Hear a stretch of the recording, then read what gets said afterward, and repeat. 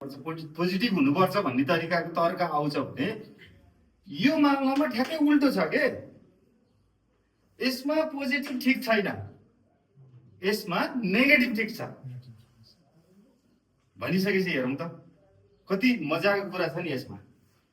यो कुरामा हामी नेगेटिभ हुनुपर्छ।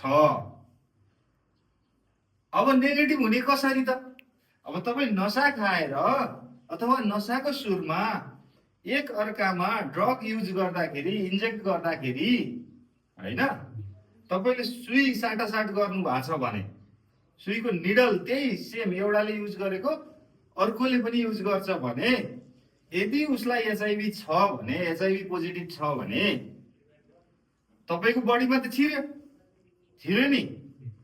ल हेर्नुहोस्, अनि तपाईँ पनि त्यहाँबाट एचआईभी संक्रमित हुन थाल्नु भयो के। बुझ्नुभयो नि?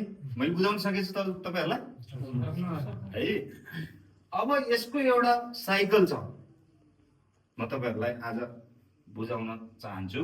यसको एउटा साइकल छ जस्तो यो छ है, यो छ, यसको नाम हो टी सेल हो, यसको नाम हो बी सेल हो, यसको नाम हो एचआईभी भाइरस हो, यसको नाम हो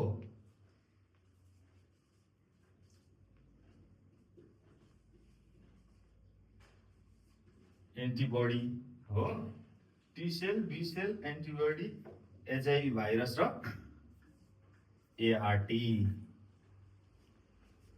यो ह्युमन बडी हो, मान्नुस् यो मानव शरीर हो, हामी भित्रको के। यसले कसरी कार्य गर्छ भन्ने तरिकाले जाँदैछु के म।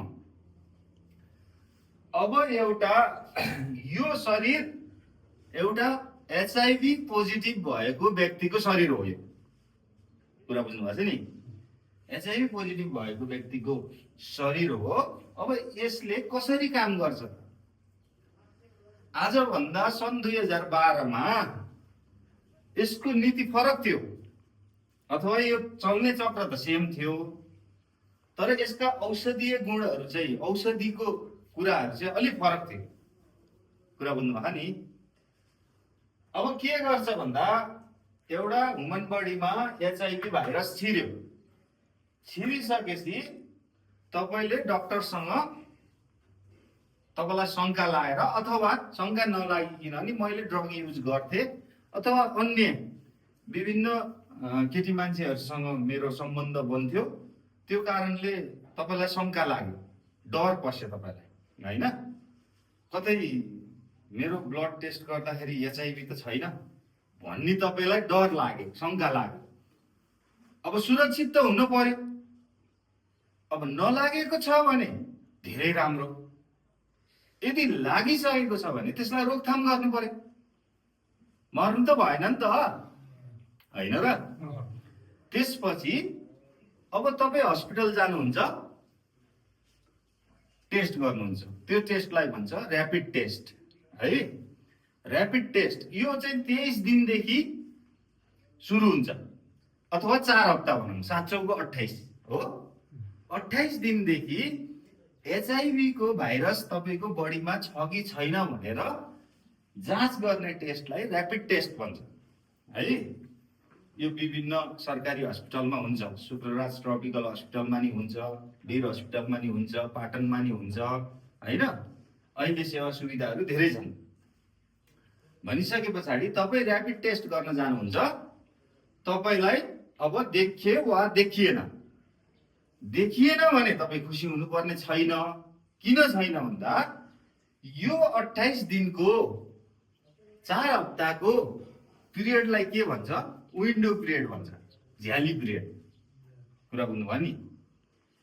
त्यो समयमा तपाईको ब्लड टेस्ट गर्दाखेरि, र्यापिड टेस्ट गर्दाखेरि एचआईभी देखिन नि सक्छ अथवा नदेखिन नि सक्छ।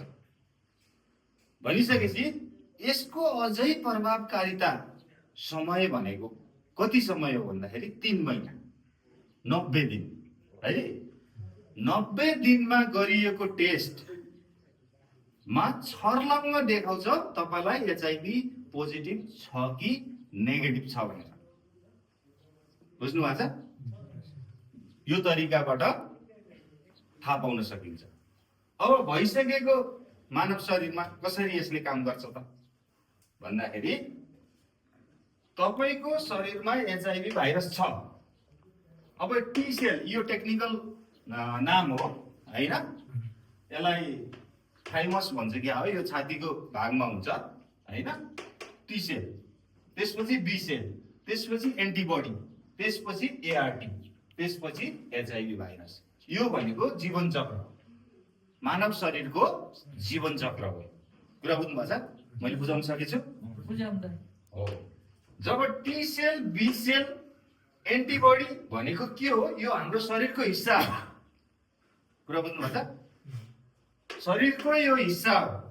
यसले हाम्रो शरीरलाई प्रतिरक्षा गर्ने काम गराउँछ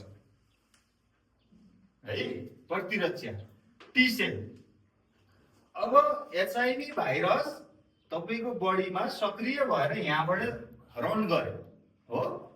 रन गरिसकेपछि यो टी सेलले के गर्छ थाहा पाउँछ, एचआईभी भाइरस आउँदैछ भनेर यो टी सेलले थाहा पाउँछ। जब यो टी सेलले थाहा पाइसकेपछि ऊ के गर्छ, यो भाइरससँग यहाँ लडाई गर्छ हो, लडाई गर्छ। किनभने यो भनेको हाम्रो शरीरको लागि नकारात्मक पक्ष हो, यो भनेको यो सेल भनेको लागि के हो, सकारात्मक पक्ष हो। अनि यहाँ उनीहरूको फाइटिङ पर्छ, यसले गर्न सकेको काम गर्छ। जब यसले सक्दैन टी सेलले बी सेललाई के गर्छ, सूचना प्रवाह गर्छ, कम्युनिकेसन है। कम्युनिकेसन गरिसकेपछि यो यस्तो यस्तो किसिमको भाइरस आछ, कीटाणु आछ, मैले यसलाई रोक्ने प्रयास गरे तर मैले सकिन, अब तिमी पूर्व तयारी भएर बस भन्छ है। अनि यसलाई सन्देश पठाइसकेपछि यसले मार्न सकेको भाइरसलाई मार्छ, अरू बाँकी रहेको यता जान्छ। कुरा बुझ्नु भयो? यता गइसकेपछि बी सेल, बी सेलसँग फाइट गर्छ। बी सेल भनेको के हो भन्दाखेरि यो पनि हाम्रो शरीरको प्रतिरक्षा प्रणालीमा काम गर्ने, जस्तो सेतु रक्त कोशिका है, व्हाइट ब्लड सेल भन्छ नि, त्यस्तो किसिमको सेलहरू हो यो। अब यिनीहरूको काम के हो भन्दाखेरि एन्टिबडी बनाउने काम। यो सेलको काम के हो भन्दा एन्टिबडी बनाउने। एन्टिबडी भनेको के हो भन्दाखेरि रोगसँग लड्ने क्षमताको विकास गर्ने, जुन हाम्रो रगतमा बगेर हिँड्छ। यो एन्टिबडी बगेर हिँड्छ। कुरा बुझ्नु भयो नि?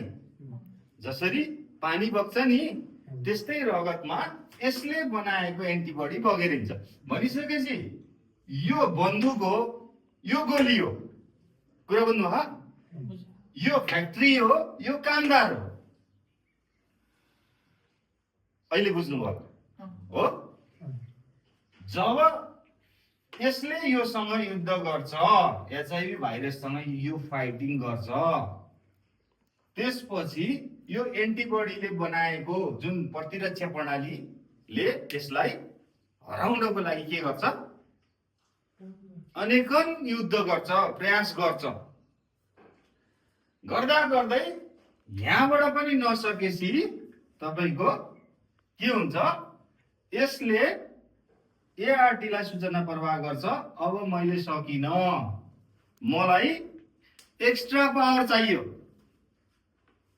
एक्स्ट्रा एनर्जी चाहियो, ताकि म भन्दा यो बलवान रहेछ भनेर सहयोग माग्छ। अब बाहिरबाट आउने शक्ति हेर्नुस् है, बाहिरबाट आउने शक्ति जस्तो तिमीले सकेनौ, कुनै युद्ध भयो हैन, कुनै युद्ध हुँदाखेरि त्यो सैनिकले सकेन भने अर्को बटालियनलाई फोन गरेर सम्पर्क गरेर ल हामी हार्न थाल्यौं, तुरुन्त हाम्रो ब्याकअपमा अरू सैनिक पठाउनु पर्यो भनेर सूचना प्रवाह गर्छन् जुन युद्धमा। त्यस्तै यहाँ पनि